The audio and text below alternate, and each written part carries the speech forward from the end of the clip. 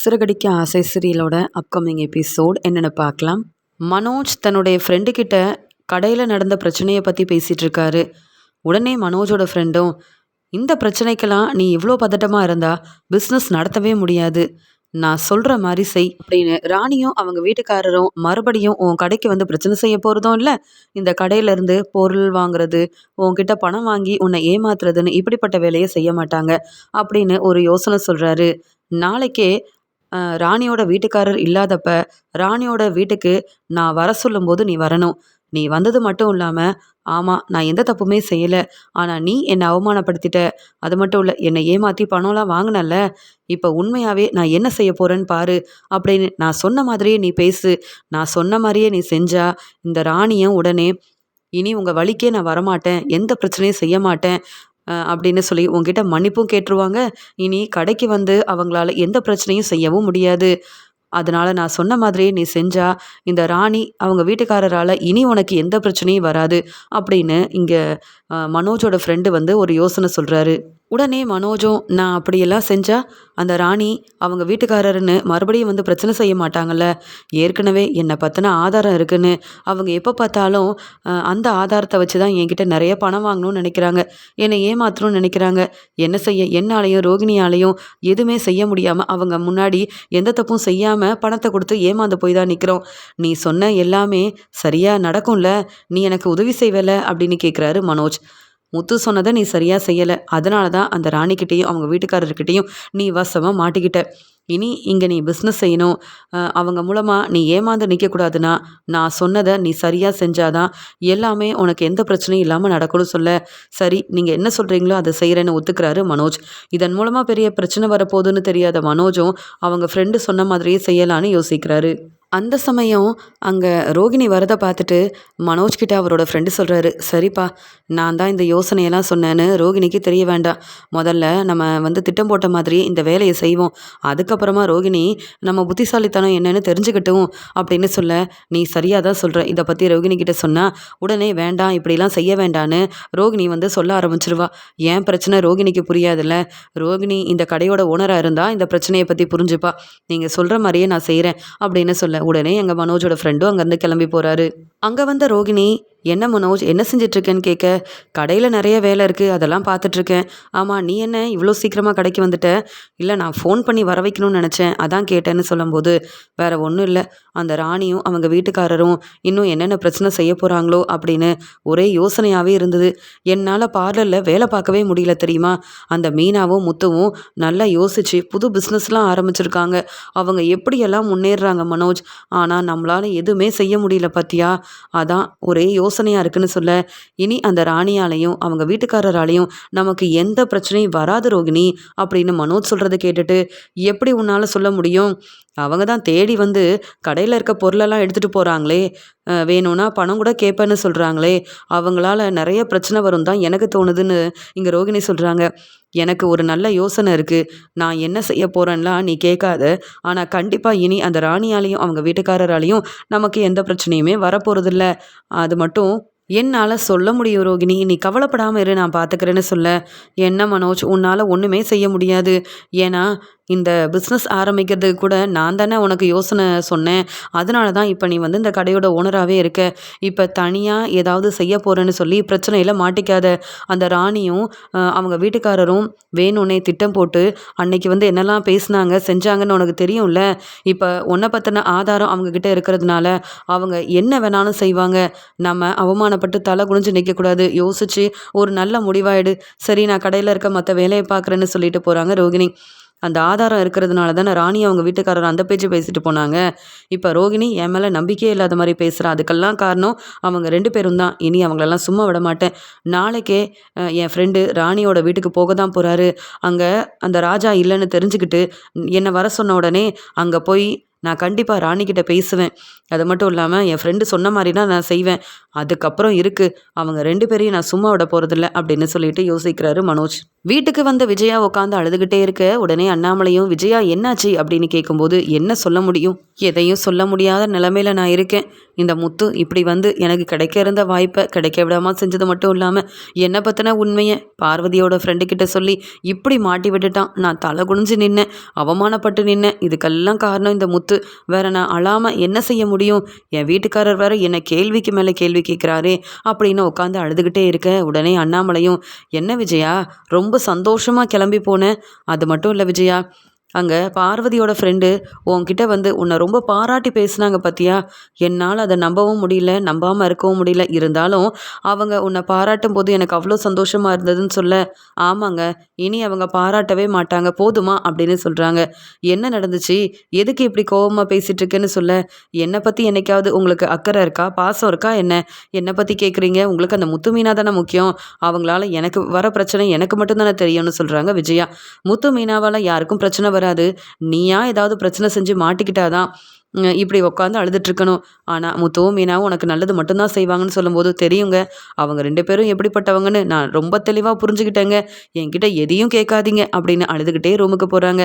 உடனே அண்ணாமலை, என்ன நடக்குதுன்னு தெரியலையே, விஜயா எதுக்காக இப்படி அழுதுட்டு இருக்கா, நம்ம என்ன சொல்லிட்டோன்னு இவ்வளோ கோவமாக பேசிட்டு போறா, விஜயா இப்படி தானே, புதுசாக நம்ம நினைக்கிறதுக்கு ஒன்றும் இல்லையே அப்படின்னு சொல்லிட்டு அண்ணாமலைக்கு அந்த சமயம் ஒரு ஃபோன் வர உடனே ஃபோன் எடுத்து பேசிட்டு இருக்காரு அண்ணாமலை. சந்திரா தன்னுடைய பூக்கடைக்கு வர எல்லார்கிட்டையும் மீனா புது பிஸ்னஸ் ஆரம்பிச்சிருக்கிறத பற்றி ரொம்ப பெருமையாக பேசிட்டு இருக்காங்க. என் பொண்ணு மீனா இப்போ புதுசாக பிஸ்னஸ் ஆரம்பிச்சிட்டு இருக்கா.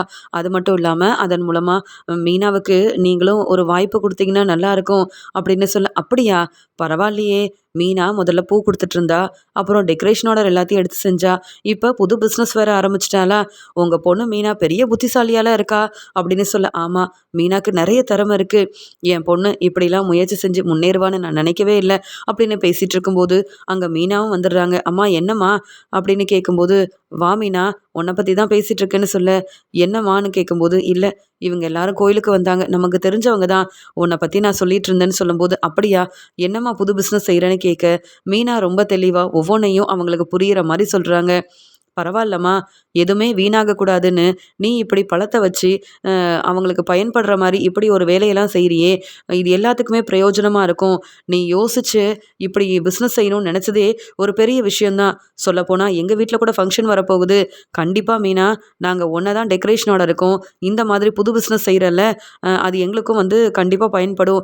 ஒன்றை தாம்மா கூப்பிடுவோம். நல்ல வேலை, சந்திரா வந்து உன்னை பற்றி சொன்னதால் நீ இப்படி புது பிஸ்னஸ் ஆரம்பிச்சிருக்கேன்லாம் எங்களுக்கு தெரிய வந்தது அப்படின்னு சொல்லிட்டு மீனாவை ரொம்ப பெருமையாக பாராட்டி பேசுகிறாங்க. சந்திரா முன்னாடி எல்லாரும் இப்படி பேசுகிறத கேட்டுட்டு சந்திராவுக்கு அவ்வளோ சந்தோஷமாக இருக்குது. மீனா ரொம்ப பாவம், தன்னுடைய தங்கச்சி சீதாவும் தம்பி சத்யாவும் படிக்கணுன்றதுக்காக தன்னுடைய படிப்பை கூட விட்டுட்டு தன்னுடைய அப்பா கூட நின்று வேலை செஞ்சு இப்போ இந்த நிலமையில மீனா இருக்கிறா. எல்லாரும் பாராட்டுறாங்கன்னா எனக்கு அவ்வளோ சந்தோஷமாக இருக்குன்னு சந்திரா நினைக்கிறாங்க. சந்திரா முகத்தில் இருக்கிற சந்தோஷத்தை பார்த்துட்டு, என்னம்மா அப்படின்னு கேட்கும்போது, இல்லை மீனா, உன்னை நினச்சி பார்த்தேன், எனக்கு அவ்வளோ பெருமையாக இருக்குது. பாத்தியா, நமக்கு தெரிஞ்சவங்க எல்லாரும் உனக்கு கண்டிப்பாக உதவி செய்வேன்னு சொல்லி உனக்கு ஒரு வாய்ப்பு தரணும்னு சொல்லி அவங்க நீ ஆரம்பிச்சிருக்க இந்த புது பிஸ்னஸ்க்காக நாங்களும் வந்து உனக்கு ஃபங்க்ஷனுக்கெலாம் ஆர்டர் தருவோன்னு சொல்லிட்டு போகிறாங்கல்ல. நீ முயற்சி செஞ்சு முன்னேறணும்னு நினைக்கிற உன் புத்திசாலித்தனம் வேறு யாருக்குமே வராது. அதான் உன்னை நினச்சி எனக்கு ரொம்ப பெருமையாக இருக்குது, அதான் சந்தோஷமாக இருக்குன்னு சொல்கிறாங்க சந்திரா. உடனே மீனா, அதெல்லாம் ஒன்றும் இல்லைம்மா, எத்தனை நாள் தான் நம்ம வந்து இப்படியே இருக்க முடியும்? அது மட்டும் இல்லை, மாடியில் ரூம் கட்டணும்னு நானும் என் வீட்டுக்காரரும் முடிவெடுத்துருக்கோம்லம்மா, அதுக்கு கொஞ்சம் பணம் தேவைப்படுதுன்னு சொல்ல, நான் வேணும்னா வெளியில் தெரிஞ்சவங்க கிட்ட பணம் கேட்டு வாங்கி தரட்டுமா அப்படின்னு கேட்குறாங்க சந்திரா.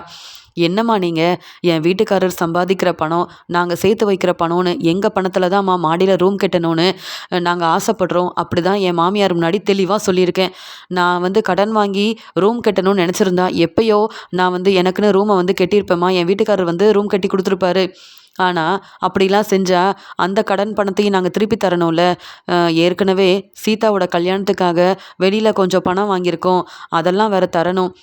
எங்களுக்கு நிறையா இதனால் கொஞ்சம் பிரச்சனை வரக்கூடாதுமா, அதனால் நாங்கள் பார்த்துக்குறோம். நீங்கள் எனக்காக எதை பற்றியும் யோசிக்க வேண்டாம், பணம் கொடுக்கவும் வேண்டாம். சீக்கிரமாகவே இந்த புது பிஸ்னஸ் ஆரம்பிச்சதுனால நான் முன்னேறிடுவேன், நல்லா சம்பாதிப்பேன்ற நம்பிக்கை எனக்கு இருக்குது, நான் இதெல்லாம் சமாளிச்சிருவேம்மா அப்படின்னு சொல்லும்போது, எவ்வளோ திறமை உன்கிட்ட இருக்கு மீனா, அதெல்லாம் இதெல்லாம் தெரியாமல் உங்கள் அப்பா இப்படி நீ முன்னேறதெல்லாம் பார்க்காம நம்மளை விட்டு பிரிஞ்சு போயிட்டாரு பத்தியா அப்படின்னு சொல்ல, நாங்கள் எல்லாரும் உங்கள் கூட இருக்கும்போது நீங்கள் அப்பாவெல்லாம் இப்படி நினைக்க வேண்டாம். அப்பா வந்து எனக்கு நேர்மையாக இருக்கணும், உண்மையாக இருக்கணும் சொல்லி கொடுத்ததுனால தானம்மா நான் இப்படி வந்து பிஸ்னஸில் உண்மையாக இருக்கேன்னு எல்லாருக்கும் தெரிய வர அவங்களும் தேடி வந்து எனக்கு இப்படி வேலையெல்லாம் கொடுக்குறாங்க. அதனால் அப்பாவால் தாம்மா நான் முன்னேறுறேன். நீங்கள் வந்து கண்கலங்கி அழ வேண்டாம். நாங்கள் எல்லாரும் உங்களுக்கு துணையா இருக்கோம்னு சொல்ல, எனக்கு தெரியும் மீனா. கண்டிப்பா வந்து உன்ன நினைச்சு முத்து மாப்பிள்ளையும் பெருமைப்படுவாரு. நீங்க 2 பேரும் எப்பயும் சந்தோஷமா இருக்கணும் அப்படின்னு பேசிட்டு இருக்காங்க சந்திரா. மீனாவ சும்மா விடக்கூடாதுன்னு நினைச்ச விஜயா, மீனாவுக்கு இனி நெறைய வேலை செய்ய சொல்லணும். நெறைய வேலை குடுத்துக்கிட்டே இருக்கணும். மீனா வெளியில வேலை செஞ்சா அப்புறம் மீனாவ வந்து கையில பிடிக்க முடியாது. புது பிசினஸ் ஆரம்பிக்கிறாள்ல இந்த மீனா, என்ன அவமானப்படுத்திட்டு மீனா முத்து மட்டும் சந்தோஷமா நெறைய சம்பாதிக்கலாம்னு நினைக்கிறாங்களா? என்னால வெளியில போக முடியல. பார்வதி வீட்டுக்கு வேற போக முடியல. அப்படி ஒரு நிலைமையில நான் இருக்கேன். பார்வதியோட ஃப்ரெண்டு என்ன நிக்க வச்சு அந்த கேள்வி கேட்டாங்களே, அதுக்கு காரணம் இவங்க 2 பேரும் தானே. அப்புறம் இவங்க மட்டும் என்ன நெறைய சம்பாதிச்சு மாடியில என் என் வீட்ல இருக்கிற மாடியில ரூம் கட்ட போறாங்களா? எப்படி நடக்குதுன்னு நானும் பார்க்குறேன்னு சொல்லிட்டு, மீனா ரொம்ப சந்தோஷமா வீட்டுக்கு வராங்க. உடனே விஜயாவும், இனி எதுக்காக இப்படிலாம் வந்து செஞ்சீங்கன்னு கேட்கிறத விட, நாம மாமியாருன்ற உரிமையோட மீனாக்கு நெறைய வேலை குடுத்துக்கிட்டே இருக்கணும். அப்பதான் இந்த மீனா என் பேச்ச கேட்டுட்டு இந்த வீட்லயே இருப்பா. இவ நெறைய சம்பாதிச்சா மீனாவ கையில பிடிக்க முடியாது. 2 பேரும் ரொம்ப எதிர்த்து பேச ஆரம்பிச்சுருவாங்க. அப்படி மட்டும் நடந்தா இந்த ரோகிணி நம்மள மதிக்கவே மாட்டா. நான் நினைக்கிறது மட்டும் தான் இந்த வீட்ல நடக்கணும் அப்படின்னு சொல்லி, மீனா வீட்டுக்கு வந்த உடனே, "என்ன மீனா வேலையெல்லாம் முடிஞ்சிருச்சான்னு?" கேட்க, "ஆமா அத்த வேலையெல்லாம் முடிஞ்சிருச்சு. என்ன புதுசா பிசினஸ் ஆரம்பிச்சிருக்கிறதுனால எல்லாரும் ஃபோன் பண்ணி ஆர்டர் குடுத்துக்கிட்டே இருக்காங்க அத்த" அப்படின்னு சொல்ல, "ரொம்ப சந்தோஷம். இனி வீட்ல இருக்க வேலையெல்லாம் முடிச்சுட்டு, நீ எப்ப வேணும்னாலும் உன் வேலைய பார்க்கலாம்" அப்படின்னு சொல்லும்போது, "அத்த எப்பயும் பார்க்குற வேலை தானே. நானே தெளிவா எல்லாத்தையும் செஞ்சுருவேன். நீங்க கவலைப்படாம ரெஸ்ட் எடுங்க. நான் பார்த்துக்கிறேன்னு" சொல்லும்போது, "சரி அத்த, இப்ப நான் என்ன சமைக்கணும்?" அப்படின்னு மீனா கேட்கும்போது, இதுதான் சரியான சமயம். மீனா கிட்ட நெறைய வேலை செய்ய சொல்லணும். மீனாவால இனி வெளியில போய் வேலை செய்யவே முடியாதுன்ற ஒரு நிலைமை வரணும். மீனா என்னைக்கும் என் பேச்ச தான் கேட்கணும். இல்லன்னா மீனாவ கையில பிடிக்க முடியாது. நெறைய சம்பாதிச்சா அப்புறம் என்ன இவங்க யாரும் மதிக்கவே மாட்டாங்களேன்னு சொல்லிட்டு, "மீனா நான் சொல்றத மட்டும் கேளு. இன்னைக்கு என்னென்ன சமைக்கணும் தெரியுமா?" அப்படின்னு ஒவ்வொன்னா மீனா கிட்ட செய்ய சொல்லிக்கிட்டே இருக்க, இதெல்லாம் கேட்ட மீனா பேரதிர்ச்சியோட நிக்கிறாங்க. "என்ன அத்தை இவ்ளோ சமைக்க சொல்றாங்க? எப்பயும் பார்வதி அத்தை வீட்டுக்கு போவாங்க. அங்கேயே சாப்ட்டுருவாங்க. நம்ம எல்லாரும் இவ்ளோ சாப்பிட மாட்டோமே! அப்புறம் எதுக்காக இவ்ளோ சமைக்கணும்? அப்படியே சமைச்சு வச்சாலும் எல்லாம் வீணா தான் போகும். நம்ம வீட்ல யாரும் இவ்ளோ சாப்பிடவே மாட்டாங்க. யாருக்காக இப்படி இவ்ளோ சமைக்க சொல்றாங்க? விதவிதமா சமைக்க சொல்றாங்களே! நான் இதெல்லாம் சமைச்சுக்கிட்டே இருந்தா வீட்லயே தான் இருக்க முடியும். வெளியில என்னுடைய வேலைய பார்க்கவும் முடியாது. கிடைக்கிற ஆர்டர் எதையும் செய்யவும் முடியாதே! இப்பதான் புதுசா பிசினஸ் ஆரம்பிச்சிருக்கோம். விஜயா அத்தை வேணும்னே இப்படிலாம் சொல்றாங்களா? இல்ல உண்மையாவே இதெல்லாம் நான் சமைச்சு குடுத்தா நல்லாருக்கும், சாப்பிடலான்னு ஆசைப்பட்டு செய்ய சொல்றாங்களான்னு தெரியல" அப்படின்னு மீனா யோசிக்கிறாங்க. உடனே விஜயா கிட்ட மெதுவா கேட்குறாங்க, "அத்தை தப்பா நினைக்காதீங்க. நம்ம வீட்ல எப்பயும் சமைக்கிற மாரி சமைக்கிறது எனக்கு வேலை தான். ஆனா நீங்க என்ன நெறைய சமைக்க சொல்றீங்க? எனக்கு ஒண்ணுமே புரியல. நான் தினமும் இப்படி இவ்ளோ சமைச்சதே இல்லையே! அப்படியே கிச்சன்ல இருக்கிற வேலை எல்லாத்தையும் நான் பார்த்துக்கிட்டே இருந்தா, அப்புறம் எப்படித்த நான் டெக்கரேஷன் ஆர்டர் செய்ய முடியும்? புதுசா ஆரம்பிச்ச பிசினஸ எப்படி நான் நடத்த முடியும்? வீட்டு வேலை மத்த வீட்டு வேலையும் என்னால பார்க்கவே முடியாது. இப்படி சமைச்சுக்கிட்டே நான் இருக்க வேண்டியதான்" அப்படின்னு சொல்லும்போது, "என்ன மீனா, நான் உன் மாமியார் தானே! எனக்கு ஆசையா இருக்கு இதெல்லாம் சமைச்சு குடுன்னு சொல்றேன். நீ நல்லா சமைப்பன்னு எல்லாரும் பாராட்டி பேசுறாங்கல்ல. அதான் நீ சமைச்சு குடுத்தா நல்லா சாப்பிடலாமேன்னு நெனச்சேன். ஏன் என் பேச்ச கேட்க மாட்டியா? அப்ப உன் விருப்பத்துக்கு தான் நீ சமைப்பியா? இப்படி நான் சொல்ற எதையும் நீ கேட்காம இருந்தா, அப்புறம் எப்படி தான் நான் வந்து உன்ன மருமகளா ஏத்துக்க முடியும்னு சொல்ல?" "அத்த சமைச்சு குடுக்குறேன் அத்த. தப்பா நெனைக்காதீங்க" அப்படின்னு சொல்றாங்க மீனா. "அப்ப நான் சொன்னத செய். என்கிட்ட எந்த கேள்வியும் நீ கேட்கவே கேட்காத. இப்பவே அங்க கிச்சன்ல இருக்க எல்லா வேலையவும் நீ பார்க்க ஆரம்பிச்சாதான், நான் சொன்ன எல்லாத்தையும் நீ சமைக்க முடியும்னு சொல்ல." "அத்த கொஞ்ச நேரம் வீட்ல ரெஸ்ட் எடுத்துட்டு டெக்கரேஷன் ஆர்டருக்காக கிளம்பணும். இப்ப இவ்ளோ வேலை செய்ய சொல்றீங்களே! என்ன செய்றதுன்னு தெரியல அத்த" அப்படின்னு சொல்லும்போது, "நாளைக்கு கண்டிப்பா இதெல்லாம் நான் சமைச்சு குடுக்குறேன். நீங்க வீட்லயே இருந்து உங்களுக்கு என்னென்ன வேணும்னு சொல்றீங்களோ எல்லா வேலையும் நான் செய்றேன் அத்த. ஆனா இன்னைக்கு மட்டும்" அப்படின்னு சொல்லும்போது, "இதுக்கு மேல பேசினேன் அவ்வளவுதான். உண்மையாவே என் மேல உனக்கு மதிப்பு மரியாதை இருக்குன்னா, என் பேச்ச நீ கேட்பேன்னா, இப்பவே நான் சொன்ன எல்லாத்தையும் நீ சமைச்சு குடுக்கணும். நான் கொஞ்ச நேரம் போய் ரெஸ்ட் எடுக்கிறேன்" அப்படின்னு சொல்லிட்டு, விஜயா வேலைக்கு மேல வேலை இந்த மீனா செஞ்சுக்கிட்டே இருக்கணும். அப்பதான் மீனா வெளியில போகவும் முடியாது, இந்த வேலையெல்லாம் செய்ய முடியாது. பிடிச்ச வேலைய செஞ்சு முன்னேறணும்னு நினைக்கிறாள்ல இந்த மீனா, எனக்கும் தான் எனக்கு பிடிச்ச மாதிரி எல்லார் முன்னாடியும் எனக்கு நல்ல பேர் கிடைக்கணும். எல்லாரும் தேடி வந்து பாராட்டணும்.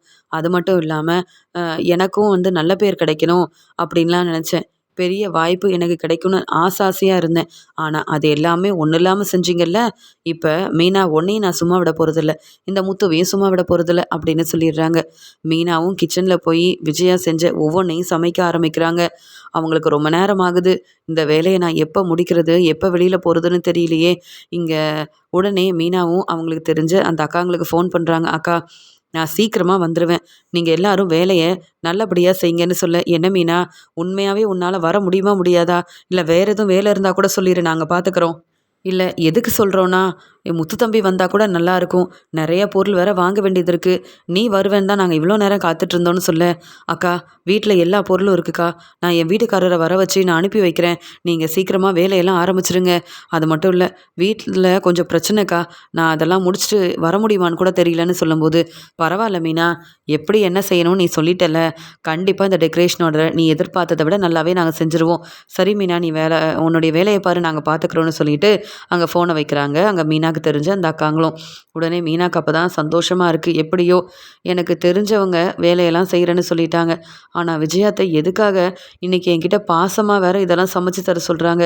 முடியாதுன்னு சொல்லிட்டு போனா, திரும்பி வந்த உடனே பிரச்சனை செய்வாங்களே அப்படின்னு இருக்கிற எல்லா வேலையவும் விஜயா சொல்ற ஒவ்வொரு வேலையவும் செஞ்சுக்கிட்டே இருக்கிறாங்க மீனா. மீனா ரொம்பவே அழ ஆரம்பிக்கிறாங்க. தினமும் இப்படிலாம் செய்ய சொன்னா, அப்புறம் நான் நெனச்ச மாரியே முன்னேற முடியாது. நான் எதிர்பார்த்த வேலைய செய்ய முடியாது. பிடிச்ச மாதிரி பிசினஸ வந்து ஆரம்பிச்சா மட்டும் போதுமா என்ன? அந்த வேலையெல்லாம் செய்ய வேண்டாமா? தனியா இருந்து நான் எவ்ளோ கஷ்டப்படுறேன் அப்படின்னு சொல்லி ரொம்பவே அழ ஆரம்பிக்கிறாங்க. அந்த சமயம் அங்க முத்து வராரு. "மீனா, டெக்கரேஷன் ஆர்டர் இருக்குன்னு சொன்னால்ல, மீனா அங்க போயிருப்பா. சீக்கிரமா நம்ம கொஞ்ச நேரம் ரெஸ்ட் எடுத்துட்டு, உடனே மீனாக்கு உதவி செய்ய நம்மளும் போவோம்" அப்படின்னு வீட்டுக்கு வர, மீனா கிச்சன்லேருந்து வேலை செய்றத முத்து கவனிக்கிறாரு. "மீனா, என்ன செய்ற?" அப்படின்னு கேட்க, "இல்லங்க, அத்தை இதெல்லாம் செய்ய சொன்னாங்க. இந்த வேலையெல்லாம் நான் முடிச்சுட்டு, நான் உடனே கிளம்பணும்" அப்படின்னு சொல்றாங்க. "என்ன மீனா? டெக்கரேஷன் ஆர்டர் உன்ன நம்பி குடுத்துருக்காங்க. ஏற்கனவே முன் பணம் குடுத்துட்டாங்க.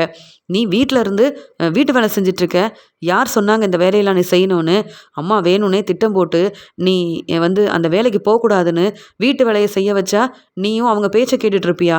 எங்க என் அம்மா?" அப்படின்னு சொல்லிட்டு ரொம்ப கோவமா முத்துவும், "அம்மா என்னம்மா செய்றீங்க? நீங்க மட்டும் ரெஸ்ட் எடுக்குறீங்க. மீனாக்கு அங்க டெக்கரேஷன் ஆர்டர் இருக்குமா. மீனா போனா தான் எல்லா வேலையும் நல்லபடியா நடக்கும். நானே வீட்டுக்கு வந்துட்டு மீனாவ பார்க்க போணும்னு நெனச்சு வந்தா, மீனா இன்னும் சமையல் வேலைய செஞ்சுட்ருக்கா. ஏம்மா இப்படி இருக்கீங்கன்னு?" கேட்க, "நான் எதுவும் தப்பா சொல்லவே இல்லையே. வீட்ல இருக்க வேலைய முடிச்சுட்டு, வெளியில இருக்க உன் வேலைய பாருன்னு சொன்னேன். மீனாவே எதுவும் பேசாம சமைச்சிட்ருக்கா. உனக்கென்ன?" "நீ என்கிட்ட பேசவே பேசாத முத்து. உன்னால நான் ரொம்பவே அவமானப்பட்டு தல குனிஞ்சு நின்னேன். எனக்கு நல்ல பேர் கிடைக்கும்னு ஆசைப்பட்டேன். ஆனா நீ செஞ்ச பிரச்சனையால நான் எப்படிலாம் கஷ்டப்பட்டேன்னு எனக்கு தான் தெரியும். என்கிட்ட நீ பேசாத" அப்படின்னு சொல்லும்போது, "நான் ஒண்ணும் வேணும்னே உங்ககிட்ட பேசணும்னு வரல. மீனா எவ்வளோ கஷ்டப்படுறா, அத நீங்க என்னைக்கும் புரிஞ்சுக்கவே மாட்டீங்களா?" அப்படின்னு சொல்லும்போது, "நான் எதுக்காக உங்கள புரிஞ்சுக்கணும்? இந்த வீட்ல இருக்கிற மீனா எனக்காக சமைச்சு குடுக்குறா. ஏன் மாமியாருக்காக மருமக சமைச்சு குடுக்க கூடாதா? நான் என்ன தப்பு பண்ணேன்னு இப்படி கேள்வி கேட்குற? மீனா, நீ சீக்கிரமா சமைச்சு வச்சுட்டு அப்புறமா முத்து சொல்ற வேலைக்கு கிளம்பு" அப்படின்னு சொல்றாங்க. "வேண்டாம் மீனா, நீ இந்த வேலைய செய்யவே கூடாது. தனியா இருந்து இவ்ளோ வேலைய செய்றல்ல, இனி இந்த வீட்டு வேலை எதையும் செய்ய மாட்டேன்னு நீ இப்பவே எங்க அம்மா முன்னாடி சொல்லணும்" அப்படின்னு சொல்ல, அப்படி மட்டும் மீனா சொன்னா, அவ்வளவுதான், நீயும் மீனாவும் இந்த வீட்ல இருக்கவே முடியாது. அப்புறம் மீனாவே ஒரு முடிவெடுக்கட்டும்னு சொல்ல, மீனா அழுதுகிட்டே நிக்கிறாங்க. மீனாவுக்கு என்ன செய்யன்னே தெரியல. உடனே இங்க முத்துக்கிட்ட சொல்றாங்க, "நம்ம மேல உள்ள கோவத்துல விஜயாத்த இப்படிலாம் பேசுறாங்க. நம்ம இப்ப எந்த பிரச்சனையும் செய்ய வேண்டாம். அதனால நான் வந்து வேலையெல்லாம் முடிச்சுட்டேங்க. சீக்கிரமா இருக்கிற வேலைய முடிச்சுட்டு, நீங்க என்ன கார்லயே கூப்பிட்டு போயிருங்க. வீட்ல இருக்க பொருளையும் நம்ம எடுத்துட்டு போகணும். அப்பதான் இந்த டெக்கரேஷன் ஆர்டர நல்லபடியா முடிக்க முடியும்" அப்படின்னு மீனா வந்து அழுதுகிட்டே சொல்ல, "மீனா, நான் சொல்ற எதையும் நீ கேட்க மாட்டேங்கிற. அதனால தான் எங்க அம்மா தனியா இருந்து நீ கஷ்டப்படணும், இந்த வேலையெல்லாம் செய்யணும்னு இப்படி ஒரு வேலைய இப்படி வந்து நெறைய வேலை குடுத்துக்கிட்டே இருக்கிறாங்க. இதே மாதிரி ஸ்ருதிகிட்ட சொன்னா அவங்க வீட்டு வேலைய செய்வாங்களா? இல்ல இந்த ரோகிணி தான் வந்து வீட்டு வேலைய செய்வாங்களா? நீ மட்டும் ஏன் மீனா எங்க அம்மா பேச்ச கேட்டுட்டு இருக்க? நான் சொன்னா நீ கேட்கவே மாட்டல்ல" அப்படின்னு சொல்றாரு முத்து. "இருக்கட்டுங்க. உங்க அம்மா வந்து என் மாமியார் தானே. அவங்க பேச்ச நான் கேட்கணும்ல. இல்லன்னா நம்ம 2 பேரும் இந்த வீட்லயே இருக்கக்கூடாதுன்னு சொல்றாங்க. மாடியில ரூம் கட்டணும்னு ஆசைப்பட்டோம். ஆனா நம்ம நிலைமைய பார்த்தீங்களா?" அப்படின்னு உடனே மீனாவும் வேற வழி இல்லாம, இங்க விஜயா சொன்ன மாதிரியே அவங்க கேட்ட எல்லா சாப்பாடையும் சமைச்சு வச்சுட்டு, விஜயாவுக்கு சாப்பாடெல்லாம் பரிமாறிட்டு, அங்கேருந்து கண் கலங்கி அழுதுகிட்டே முத்துவையும் கூப்பிட்டுட்டு, அ அங்க டெக்கரேஷன் ஆர்டர் செய்றதுக்காக கிளம்பி போறாங்க. விஜயா ரொம்ப சந்தோஷமா இருக்காங்க. இன்னைக்கு எப்படி வந்து இந்த வேலையெல்லாம் முடிக்க இவ்ளோ நேரம் ஆச்சோ, அதே மாதிரி நாளையிலிருந்து மீனா எந்த வேலைக்கும் போகாத மாதிரி வீட்டு வேலையெல்லாம் செய்ய வச்சுக்கிட்டே இருக்கணும். அப்பதான் இந்த மீனா நம்ம பேச்ச கேட்பா. முத்து வந்து பேசின பேச்சுல மீனா என்னை எதிர்த்து பேசிருவாளோன்னு நெனச்சேன். ஆனா மாமியார் சொன்னத கேட்கணும், உங்க அம்மா பேச்ச தான் கேட்பேன்னு எல்லா சமையலையும் செஞ்சு வச்சுட்டு போயிருக்கால்ல. இனி தினமும் மீனா கிட்ட நெறைய வேலை செய்ய சொல்லுவேன். அது மட்டும் இல்லாம, மீனா வீட்டு வேலையெல்லாம் செய்ய மட்டும் தான் நேரம் இருக்கு. வெளியில நான் நெனச்ச மாதிரி எந்த வேலையும் இனி செய்யவே முடியாதுன்னு, நான் வீட்லயே இருந்துடுறேங்க. நான் வெளியில எங்கேயுமே வேலைக்கு போகலன்னு முத்துக்கிட்ட மீனாவே சொல்ற மாரி எல்லாம் நடக்க தான் போகுது. அப்படி மட்டும் நடந்தா எனக்கு அத விட பெரிய சந்தோஷம் வேற எதுவுமே இல்ல. அப்படின்னு வீட்ல நடந்த ஒவ்வொன்னையும் பார்த்து ரொம்பவே சந்தோஷப்படுறாங்க விஜயா.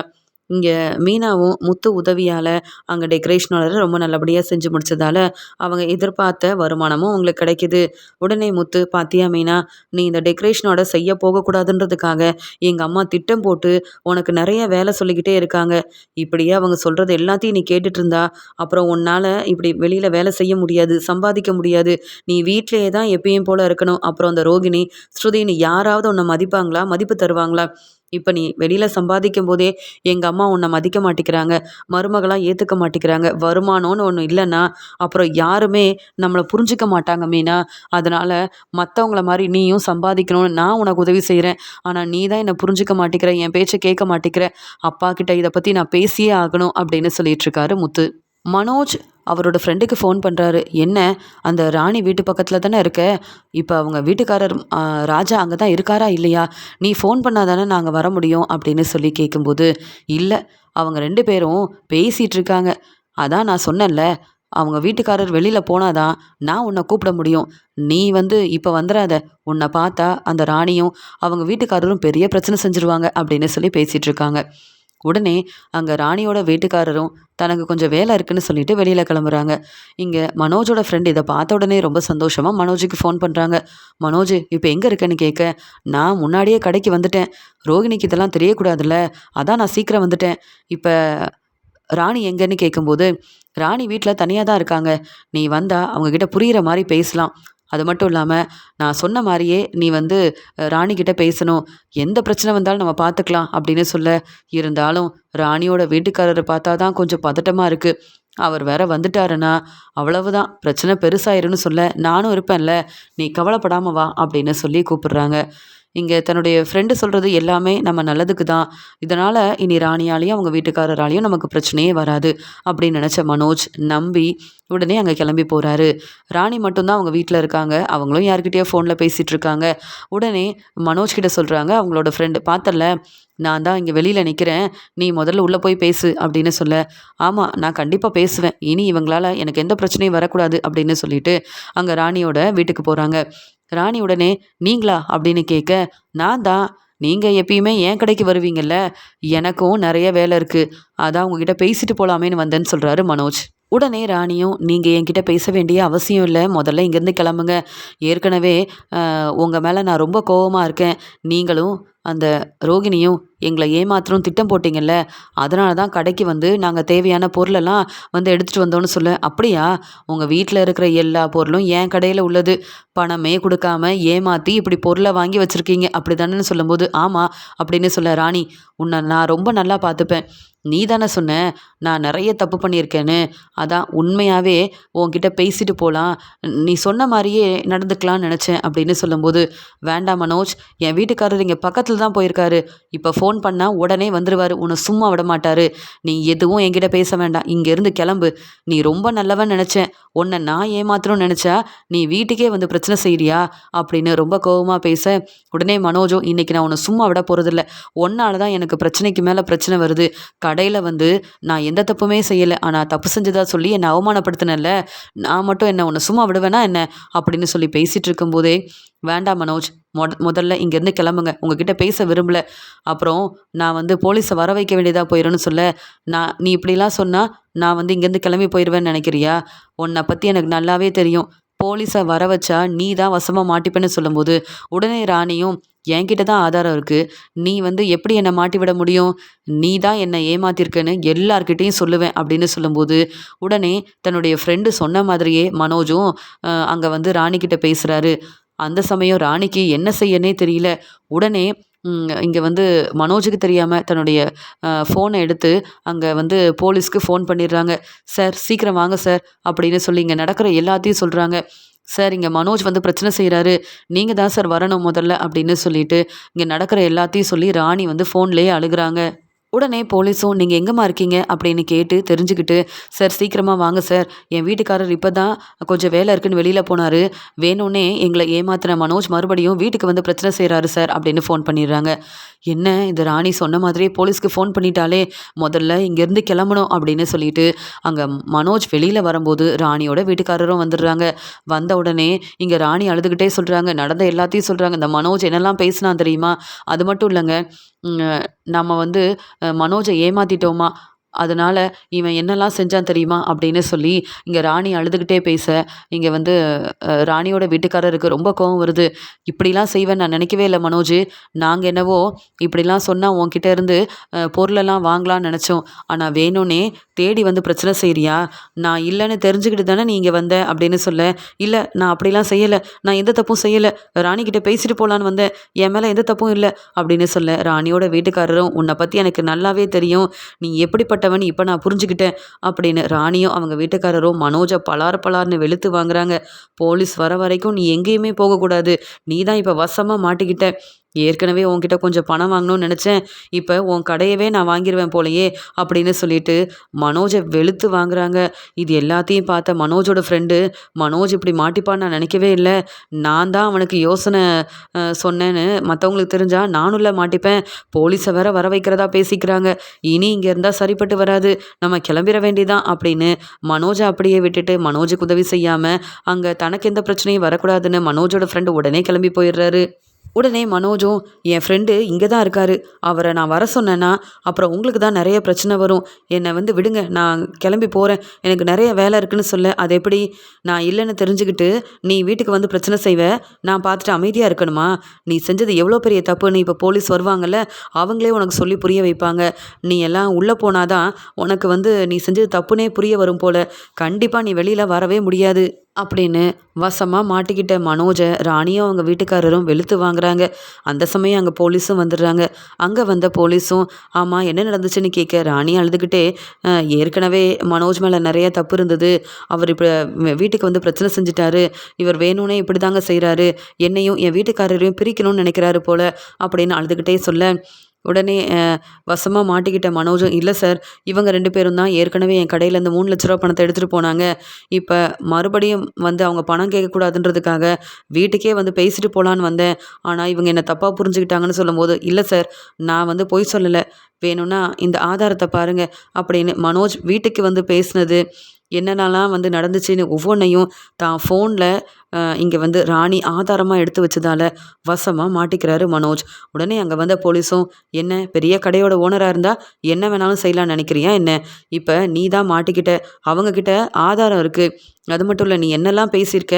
ஆ நான் உன்ன ரொம்ப நல்லா பார்த்துக்கிறேன்னு சொல்றியே. இங்க ராணிக்கு அவங்க வீட்டுக்காரர் இருக்கும்போது, நீ யார் இப்படியெல்லாம் பேசுறதுக்கு? அது மட்டும் இல்ல, உங்க வீட்ல உள்ள எல்லாரையும் முதல்ல வர சொல்லு. என்ன ஏதுன்னு நான் கேட்டு தெரிஞ்சுக்கணும். இல்லன்னா, நீ செஞ்ச இந்த பிரச்சனைக்கு நீ எல்லாம் என்னைக்கும் வெளியிலயே வர முடியாது. உனக்கு வேற ஒரு பிசினஸ், நீ வேற இப்படி கடையோட ஓனரா வேற இருக்கல்லன்னு" சொல்ல, "சார் ஆமா சார். இதெல்லாம் வெளியில தெரிஞ்சா பெரிய பிரச்சனையாயிரும். யாரும் என்ன மதிக்க மாட்டாங்க சார். உண்மையாவே நான் பேசிட்டு போக தான் வந்தேன். இவங்க தப்பா புரிஞ்சுக்கிட்டாங்க. என்ன விட்டுருங்க சார்" அப்படின்னு மனோஜ் வந்து ரொம்பவே அழுகுறாரு. ராணியோட வீட்டுக்காரரும் தேடி வந்து மனோஜ் இப்படி பிரச்சனையில மாட்டிக்கிட்டாரு. இதெல்லாம் இந்த மனோஜுக்கு தேவையா? நம்ம கேட்குற பொருள குடுத்துட்டு, கேட்குற பணத்த தந்தா இந்த பிரச்சனை வந்திருக்குமா? அப்படின்னு சொல்லிட்டு, இந்த மனோஜுக்கு கொஞ்சம் கூட திறமையும் இல்ல, புத்திசாலித்தனமும் இல்ல அப்படின்னு சொல்லி பேசி சிரிச்சுட்ருக்காங்க. உடனே மனோஜும், "சார் எங்க வீட்ல சொல்லுங்க சார். அவங்க வந்து அ பேசுவாங்க சார்" அப்படின்னு சொல்லும்போது, உடனே மனோஜ் இப்படி மாட்டிக்கிட்டாருன்னு வீட்ல எல்லாருக்கும் தெரிய வருது. உடனே இங்க விஜயா வந்து அழ ஆரம்பிக்கிறாங்க. இங்க ரோகிணியும் கண்டிப்பா மனோஜ் இப்படி ஒரு தப்ப செஞ்சிருக்கவே மாட்டாரு. மனோஜ் மேல எனக்கு நம்பிக்கை இருக்கு அப்படின்னு சொல்லும்போது, எல்லா பிரச்சனைக்கும் காரணம் நீ தான் ரோகிணி. நீ மட்டும் அந்த கடையில அ அ வேலை பார்க்கும்போது, மனோஜ் கடைய நல்லா கவனமா பார்த்துருந்தன்னா, யாரும் அந்த பணத்த எடுத்திருக்க மாட்டாங்க. அந்த பணத்த அந்த ராணியும் அவங்க வீட்டுக்காரரும் தான் எடுத்தாங்கன்னு நீ தானே சொன்ன. அன்னையிலேருந்து அவங்களால என் பையன் மனோஜுக்கு பிரச்சனை வந்துகிட்டே தான் இருக்கு. உன்னால மனோஜ் கொஞ்சம் கூட நிம்மதியா இல்ல. இப்ப பார்த்தியா போலீஸ் கிட்ட வசமா மாட்டிக்கிட்டான். எப்படி என் பையன வந்து வெளியில வர வைக்கிறது? அப்படின்னு சொல்லிட்டு அண்ணாமலை கிட்ட சொல்றாங்க விஜயா. எப்படியாவது என் பையன் மனோஜ வீட்டுக்கு கூப்பிட்டு வாங்க. அவன் இப்படி ஒரு தப்ப என்னைக்கும் செஞ்சிருக்கவே மாட்டான். முத்து கூட எப்ப பார்த்தாலும் எல்லார்கிட்டயும் பிரச்சனை செய்வான். ஆனா மனோஜ் என் பேச்ச கேட்டு எனக்கு உதவி செய்றதே இந்த வீட்ல மனோஜ் மட்டும்தான். என் பையன் மனோஜுக்கு இப்படி ஒரு நிலைமையா? அவன் நெறையா படிச்சிருக்கான். அதே மாதிரி பெரிய பிசினஸ் செய்றான். என் பையன் மனோஜ சீக்கிரமா வீட்டுக்கு கூட்டிட்டு வாங்க. நீங்க தான் பேசணும் அப்படின்னு சொல்றாங்க. உடனே அண்ணாமலை இப்பயும் மனோஜுக்கு சப்போர்ட் பண்றல்ல, அப்ப நான் போகவே மாட்டேன். மனோஜ வீட்டுக்கு கூப்பிட்டு வர போறதும் கிடையாதுன்னு சொல்ல, உடனே முத்து, அப்பா மனோஜ பத்தி தெரியும்லப்பா. வேணும்னே இந்த ராணியும் அவங்க வீட்டுக்காரரும் தான் ஏதோ பிரச்சனை செஞ்சிருக்காங்க போல. நம்ம என்ன சொன்னாலும் மனோஜ் அத கேட்க மாட்டேங்கிறான்ப்பா. மனோஜ் என்கிட்ட இப்படி என்ன நடந்துச்சுன்னு சொல்லி உதவி கேட்டிருந்தா, நானே பிரச்சனை இல்லாம பணத்தையும் எப்படியாவது வாங்கி குடுத்துருப்பேன். நடந்தது என்னன்ற உண்மைய கண்டுபிடிச்சிருப்பேன். இப்படி மனோஜ் போலீஸ்கிட்ட மாட்டிக்கிட்டானே! இதெல்லாம் யார் தான் இப்படி மனோஜுக்கு சொல்லி தராங்கன்னே தெரியல. மனோஜா யோசிச்சு கண்டிப்பா இப்படியெல்லாம் செஞ்சிருக்கவே மாட்டான்ப்பா. நம்ம போய் பார்ப்போம், பேசுவோம்ப்பா அப்படின்னு சொல்ல, உடனே அங்க மனோஜ் அழுதுகிட்டே இருக்க, அங்க அண்ணாமலை, ரோகிணி, முத்துன்னு எல்லாருமே போறாங்க. ரவியும் கூட போக, விஜயா வீட்லருந்து அழுதுகிட்டே இருக்காங்க. அங்க போயிட்டு போலீஸ்கிட்ட வந்து முத்து சொல்றாரு, "சார், எங்க அண்ணன பத்தி தெரியும் சார். அப்படிலாம் வந்து எந்த தப்பும் செய்ய மாட்டா, பிரச்சனை செய்ய மாட்டா சார். அவங்க தான் வந்து பிரச்சனை செஞ்சு பணம் வாங்கிட்டு போனதால, தன்னை அவங்க ரொம்ப ஏமாத்துறாங்கன்ற கோவத்துல இப்படி செஞ்சிருப்பான் சார். எங்க அண்ணனுக்காக நீங்க வந்து இந்த பிரச்சனைய பெருசாக்க வேண்டாம். எங்க அண்ணன வீட்டுக்கு அனுப்பிருங்கன்னு" சொல்லும்போது, "அது எப்படி முடியும் முத்து? மனோஜ் என்னெல்லாம் செஞ்சிருக்காருன்னு உங்களுக்கு தெரியுமா? அந்த ராணியோட வீட்டுக்கு போயிட்டு எப்படிலாம் பேசியிருக்காருன்னு தெரியுமா? அங்க என்ன நடந்துச்சுன்னு உங்களுக்கு தெரியுமா?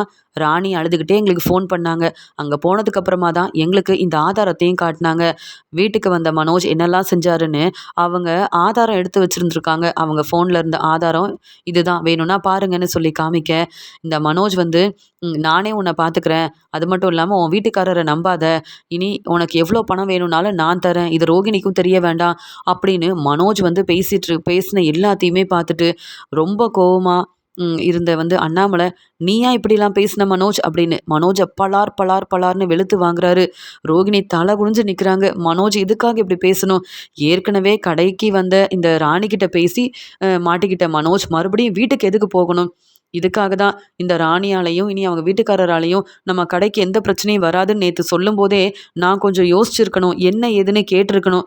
மனோஜ் மேல உள்ள நம்பிக்கையில அமைதியா இருந்துட்டேன். மனோஜ் இப்படி வேணும்னே பிரச்சனையில மாட்டிப்பாருன்னு நான் நினைக்கவே இல்லையே அப்படின்னு தலை குனிஞ்சு அழுதுகிட்டே நிக்கிறாங்க ரோகிணி. உடனே முத்து ரொம்ப கோவமா, "என்ன மனோஜ் இதெல்லாம்? இதெல்லாம் தேவையா உனக்கு? எதுக்கு தேவையில்லாம நீயா போய் பிரச்சனையில மாட்டிக்கிற? உனக்கு ஏதாவது உதவி வேணும்னா வீட்ல இருக்க எங்ககிட்ட கேட்டிருக்கணும். அத விட்டுட்டு இப்படி ஒரு யோசனை உனக்கு யார் குடுத்தது முதல்லன்னு" கேட்க, "என் ஃப்ரெண்டு தான் கடைக்கு வந்தாரு. அவர்கிட்ட நடந்த எல்லாத்தையும் சொன்னேன். இப்படிலாம் நீ செஞ்சா கண்டிப்பா ராணி அழுதுகிட்டே இனி வந்து மன்னிப்பு கேட்டுருவாங்க. உனக்கு அவங்களால எந்த பிரச்சனையும் வராது." அப்படின்னு அவர் குடுத்த யோசனையால நானும் நம்பி போனேன். ஆனா ராணி ம் எனக்கு முன்னாடி இப்படி ஒரு ஏற்பாடெல்லாம் செஞ்சு வச்சிருப்பாங்கன்னு நான் எதிர்பார்க்கல. நான் பேசின எல்லாத்தையும் ஆதாரமா அங்க போலீஸ வர வச்சு அவங்க கிட்ட குடுத்தது மட்டும் இல்லாம, நான் வசமா மாட்டிக்கிட்டேன் முத்து. என்ன மன்னிச்சிரு முத்து. எவ்வளவோ உன்ன பேசியிருக்கேன், திட்டியிருக்கேன், அவமானப்படுத்தியிருக்கேன். இப்ப நான் போலீஸ் கிட்ட மாட்டிக்கிட்டேன். நீ தான் முத்து என்ன வீட்டுக்கு கூப்பிட்டு போகணும் அப்படின்னு மனோஜ் அழ ஆரம்பிக்கிறாரு. உடனே அண்ணாமலை ரொம்ப கோவமா, "நீ எல்லாம் பிசினஸ் செய்ய தகுதியே இல்ல உனக்கெல்லாம். சொல்லப்போனா இப்ப என் ரூ. 27,00,000 பணத்த உனக்கு நீ வந்து அந்த பணத்த எடுத்து இப்படி பிசினஸ் ஆரம்பிச்சிருக்கவே கூடாதுன்னு தான் எனக்கு தோணுது. எல்லா பிரச்சனைக்கும் காரணம் நீதாம்மா ரோகிணி. இந்த மனோஜ நம்பி பிசினஸ் ஆரம்பிச்சு குடுத்த. இப்ப பாத்தியா, பிசினஸ் நடத்துற மனோஜ் வந்து எப்படிலாம் இருந்திருக்கணும், புத்திசாலித்தனமா இருந்திருக்கணும். உதவி வேணும்னா எங்ககிட்ட சொல்லியிருக்கணும். அவனா ஒரு முடிவெடுத்து அவரோட ஃப்ரெண்டு சொன்னதெல்லாம் கேட்டு இப்ப பாரு வசமா மாட்டிக்கிட்டாரு. இதெல்லாம் என்னாலயே கேட்க முடியல. இந்த ஆதாரம் மத்தவங்களுக்கெல்லாம் தெரிஞ்சா யாராவது நம்ம குடும்பத்த மதிப்பாங்களா? மனோஜ், நீ இந்த பிரச்சனையிலேருந்து வெளியில வந்தாலும் இனி என் வீட்ல உனக்கு இடமே இல்ல. உனக்கு சப்போர்ட் பண்ணி பேசணும். என் பையன் மனோஜ் இப்படி இல்லவே இல்லன்னு நான் பேசணும்னு இங்க வந்தேன். உன்ன வீட்டுக்கு கூட்டிட்டு போகணும்னு நெனச்சேன். ஆனா நீ இப்படி தேவையில்லாம வேணும்னே இப்படி அந்த ராணிகிட்ட பேசினது, பிரச்சனையில மாட்டிக்கிட்டதுன்னு பார்க்கும்போது, சொல்லப்போனா உன் மேல இப்ப எனக்கு கொஞ்சம் கூட நம்பிக்கையே இல்ல மனோஜ். முத்து, இதுக்கு மேல நம்ம இந்த மனோஜுக்கு சப்போர்ட் பண்ணவே வேண்டாம். அவனா தானே அந்த பிரச்சனைய செஞ்சான். அவனே இந்த பிரச்சனையிலேருந்து வெளியில வரட்டும். யார கேட்டு முதல்ல இவன் அங்க போகணும், அவங்க கிட்ட பேசுறதுக்காக. நம்ம எல்லாரும் இருக்கும்போதே இவங்க அவங்களா ஒரு முடிவெடுப்பாங்களா என்ன? மனோஜ் நீ செஞ்சது ரொம்ப பெரிய தப்பு அப்படின்னு ரொம்ப கோவமா மனோஜ வெளுத்து வாங்குறாரு அண்ணாமலை. இங்க உடனே ரோகிணியும் முத்துக்கிட்ட மன்னிப்பு கேட்குறாங்க. முத்து எப்படியாவது நீங்க தான் யோசிச்சு மனோஜ வெளியில கூப்பிட்டு வரணும். வீட்டுக்கு மனோஜ நம்ம கூப்பிட்டு போகணும். இல்லைன்னா விஜயாத்த ரொம்ப மனசு வேதனைப்படுவாங்க. நானும் மனோஜும் உங்களையும் மீனாவையும் எவ்வளவோ ஏளனமா பேசியிருக்கோம். அதெல்லாம் நினைக்காம அதெல்லாம் பெருசா எடுத்துக்காம என் வீட்டுக்காரர் மனோஜுக்கு உதவி செய்யுங்கன்னு சொல்ல என்ன பாரலம்மா? நானே பார்த்துப்பேன் எல்லா பிரச்சனையும்னு சொல்வீங்க. இப்போ மட்டும் இப்படி பேசுறீங்கன்னு கேட்க, இல்ல முத்து எனக்கு வேற வழி தெரியலன்னு சொல்லும்போது, நான் பார்த்துக்கிறேன் பேசுறேன் கவலைப்படாம இருங்கன்னு சொல்லி முத்து மனோஜும் ரோகிணியும் எவ்வளவோ பிரச்சனை செஞ்சுருக்காங்க. அதெல்லாம் நினச்சி பார்க்காம மனோஜுக்கு உதவி செய்யணும்னு அங்கே போலீஸ்கிட்ட முத்து பேசிட்டு இருக்காரு. இதெல்லாம் பார்த்த மனோஜால தாங்க முடியாம கண் கலங்கி அழ ஆரம்பிக்கிறாரு. மீனாவும் முத்துவும் என்ன மாதிரி நிறைய படிக்கல அப்படின்னு எவ்வளவோ பேசியிருக்கேன். ஆனால் இப்போ இவங்க புது பிஸ்னஸ் ஆரம்பிச்சு நல்லபடியாக கிடைக்கிற ஆர்டரை ரொம்ப நல்லா செய்கிறாங்க. ஆனால் நான் பிஸ்னஸ் என்னால் செய்ய முடியும், பிஸ்னஸ்க்காக நான் நிறைய படிச்சிருக்கேன்னு என்னென்னவோ சொன்னேன். ஆனால் இப்போ போலீஸ்கிட்ட மாட்டிக்கிட்டேன். எனக்காக இந்த முத்து தான் சப்போர்ட் பண்ணி பேசுகிறான். என்ன செய்கிறது? என் ஃப்ரெண்டை நான் நம்பியிருக்கக்கூடாது. அவர் சொன்ன மாதிரியே ராணியை பார்க்க அவங்க வீட்டுக்கு நான் போயிருக்கவும் கூடாது. அதனால தானே ராணி என்னை இப்படி வசமாக மாட்டி விட்டுட்டாங்க. என்னை பற்றி இந்த ரோகிணி கூட என்ன நினைப்பான்னு தெரியலையே அப்படின்னு சொல்லி தலை குனிஞ்சு நிற்கிறாரு மனோஜ். என் பையன் மனோஜுக்கு மட்டும் இவ்வளோ பிரச்சனை வருதே, அவன் பிஸ்னஸ் செஞ்சு நல்லா முன்னேறுவான்னு பார்த்தா இங்கே இப்படி ஒரு நிலைமையில இருக்கானே மனோஜ்னு மனசு வேதனைப்படுறாங்க விஜயா. அந்த சமயம் மீனா நினைக்கிறாங்க, முத்து உதவி இல்லாமல் இங்கே மனோஜ் வரவே முடியாது. இனியாவது என் வீட்டுக்காரர் செய்கிற உதவியெல்லாம் பார்த்து விஜயாத்தையும் மனோஜ் ரோகிணின்னு எல்லாரும் மனசு மாறினா ரொம்ப நல்லா இருக்கும் அப்படின்னு யோசிக்கிறாங்க மீனா.